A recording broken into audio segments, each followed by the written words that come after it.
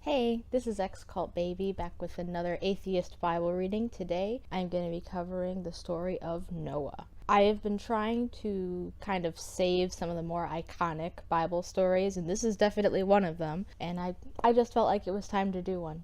Links to my social media are in the description, so if you want to follow me on any other platforms, that's where you go to look. I make new videos every Thursday, so subscribe if you want to see more of these in the future. Alright, so let's get into the story. So way back in the day, there are angels in heaven, and they're looking down at the women of earth, and they're like, damn, I want to get me some of that. So they go down to earth for a little, hanky-panky.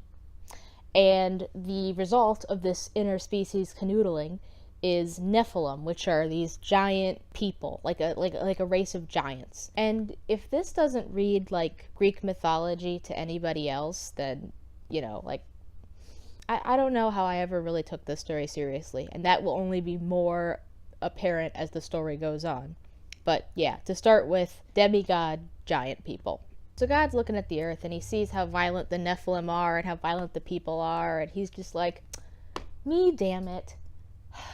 I regret making people. This whole thing was a terrible idea. All they think about is bad all the time. Humans suck so much. Just gonna have to get rid of them. So side note, a God that's all wise and all knowing should not regret anything that he's made, because that would imply that he was wrong about something, which should be impossible. So then God decides, okay, I'm gonna make a flood to wipe out all of wicked mankind, as well as babies, children, pregnant women, puppies, kittens, pandas, bunnies, meerkats, deer, just all the animals, especially the cute ones though, especially the cute ones. They're super dead. But there's this one guy on earth named Noah that God likes, and he's like, Noah, I like you. You seem like a cool dude, so here's what I'm gonna do. Well, I've decided that I'm going to flood the world, and everyone's going to die except for you and your family and a handful of animals, so you need to build an ark to keep them all safe. So Noah, and presumably his family along with him, builds the ark, and then all the animals show up, at least 2 of every kind, but for a handful of clean animals, there's 7 of them. So let's break this down a bit. The dimensions of the ark are 30 cubits high, 50 cubits wide, 300 cubits long.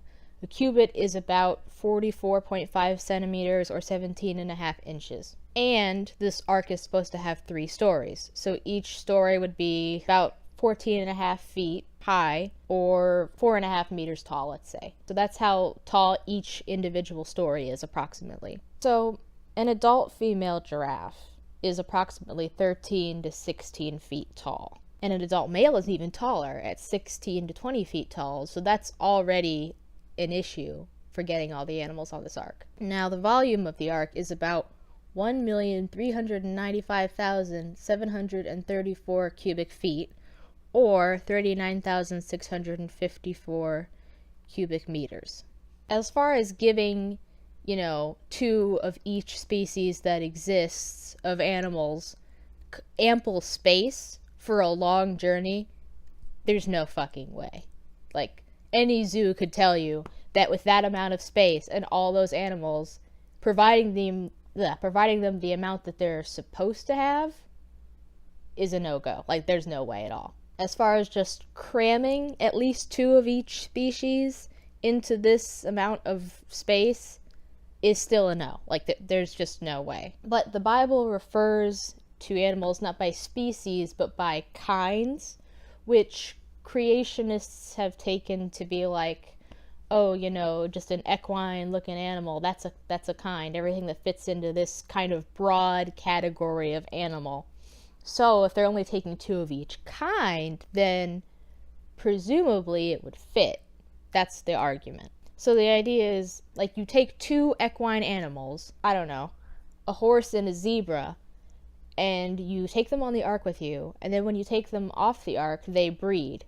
And they somehow produce other horses and donkeys and mules, but also zebras and a bunch of other equine animals that are already extinct at this point.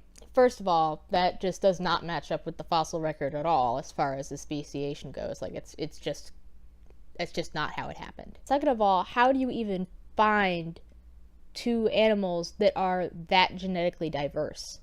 Like, you take, I don't know, a cougar and a cheetah with you on the ark, and somehow you get lions, tigers, ocelots, and the domestic house cat out of that in only a couple thousand years.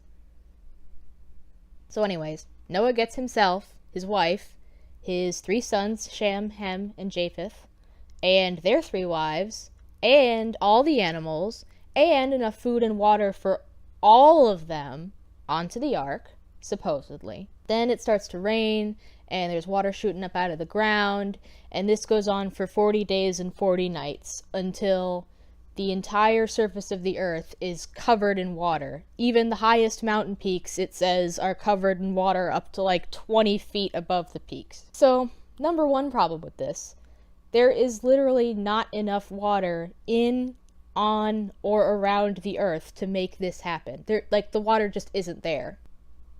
Like, where the fuck did all the water go if this happened? Where the fuck is all that water? Second of all, and this is probably the biggest point to me, if the flood had actually occurred, it would have been the biggest cataclysmic event on the entire earth, and it only happened a couple thousand years ago. Therefore, you would never have to go looking for evidence of the flood, because the evidence for it would be abundant. It would be a well-known scientific fact. This is a mass event we're talking about. This is not only a mass extinction event, where there should be bodies and bodies and bodies, but we're talking about a geological event as well. Like, there would be no way that you would be able to conclude anything else other than a massive flood, because it would be abundantly clear if it happened. There would be no way to escape that conclusion if it had happened, especially in the last few thousand years. If it had happened then, it would just be so abundant. We would still see the effects of it today. I mean, it would be extremely obvious. If this had really happened, the year of the flood would be as well known and as well taught in schools as the year that Christopher Columbus sailed the ocean blue and discovered America. I mean, this would be extremely well known. There would be no way to cover it up or anything. It would just be a scientific fact. You would never have to go looking for evidence of the flood. It would just be like, well, the flood happened, and everybody fucking knows it. So, back to the story. The earth is completely covered in water at this point, and then God causes a wind to come and, blow it away. I'm assuming that it's evaporating. I'm assuming that this is scientifically accurate, and God isn't just blowing the water away with wind. It's evaporating away. Still, we don't know where that water is now, but... So, the water gradually subsides until about 150 days later, or something like that. The ark settles on a mountaintop. Noah sends out, a raven or something. It was a raven. Out a window to find if there was any place for it to land. And it comes back. It keeps coming back, so obviously there is still a bunch of water everywhere because the raven couldn't find anywhere to land. Then he sends out a dove. Same thing happens. It keeps coming back. 7 days later, he sends out the dove again. It comes back with an olive branch. Ooh. Side note, there is absolutely, the idea that there would be plant life growing right now after this huge cataclysmic event is absurd. There would definitely not be any fresh plants right now. No. So 7 days later, he sends the dove out again, and it doesn't come back this time. So it's like, oh, okay, so the waters are gone, and the dove found a place to land. Yay. So now he opens up the ark, and they all go out, and they find that the earth is now a desolate rock littered with corpses. Just kidding. So Noah builds an altar, and he kills some animals and burns them on it, some of the clean animals, and God's like, I love that barbecue smell. I'll tell you what, I won't destroy all of humanity in a flood again. No more cataclysmic, catastrophic, worldwide events for me. You know, even though humanity is still garbage and all that, and they're going to keep being garbage, but I guess it would be pointless to, restart every time I realize that humanity's garbage, because it'll always be garbage. Anyway, here's a rainbow for ya. So Noah gets wine drunk, and he curses one of his sons for seeing him butt-ass naked. The end. I have always been like a critical thinking, science loving nerd ever since I was a kid, and I cannot believe that I ever took this story literally. I mean, there are a lot of weird things that happen in the Bible, there's a lot of impossible stuff, but this story is top to bottom batshit. Like, it is probably, in my opinion, one of the most clearly mythological stories in the Bible. There are plenty of Christians, I'm sure, who don't take this story literally because they realize that there is no way it could have happened literally. And, kudos to you for applying some critical thinking skills. Just keep applying it till you get to the natural conclusion. I'm sure that there's tons of stuff that also debunks this story that I've missed, and if you have any of that information, please let me know in the comments. I would love to hear some more evidence against the ark. In fact, if you have evidence for Noah, I'd like to hear that too. I would be fascinated to be proved wrong. Seriously. Alright, please like and share this video if you enjoyed it. I would really appreciate it. I do look at that kind of thing, and I've been kind of plateauing as far as subscribers go, which is to be expected. I'm a small channel. It's not gonna grow huge overnight, obviously.